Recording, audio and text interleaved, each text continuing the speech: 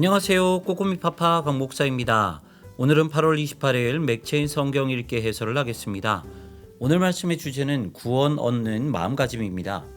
사무엘상 20장은 다윗을 구한 요나단입니다.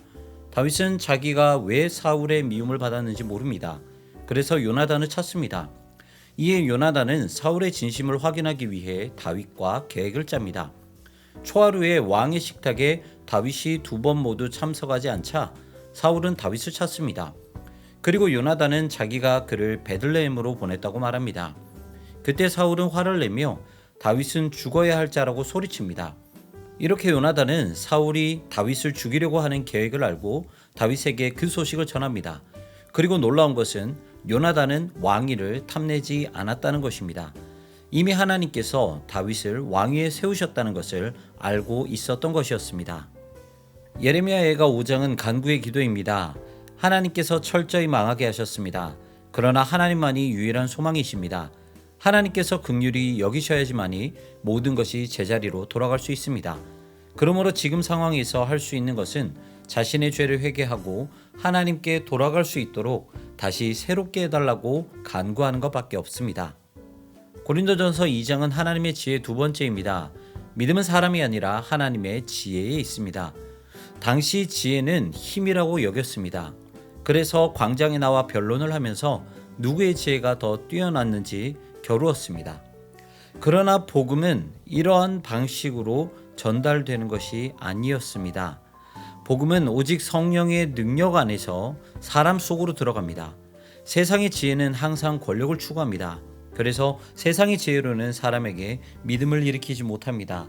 오직 성령만이 그 일을 하십니다. 이 세상에 속한 사람들에게는 미련한 십자가의 복음이 이해가 되지 않습니다. 그러나 하나님의 영을 받은 사람은 십자가의 복음을 하나님의 지혜로 받아들입니다. 시편 36편은 하나님을 아는 자입니다. 악인의 눈에는 하나님을 두려워하는 빛이 없습니다. 요나단은 하나님을 두려워하여 다윗을 인정하고 사랑했습니다.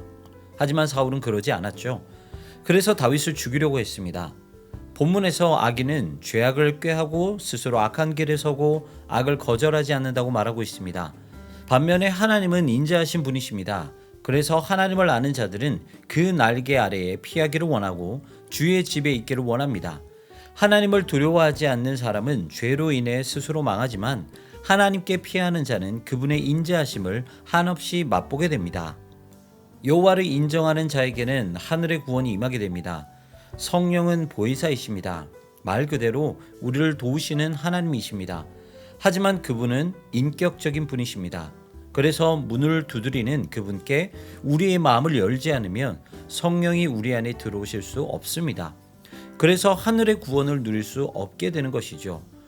오늘은 우리의 마음 문을 두드리시는 하나님의 소리에 응답하는 여러분 되시기를 소망합니다. 오늘도 승리하시고요. 지금까지 꼬꼬미 파파 강 목사였습니다. 내일 다시 만나요.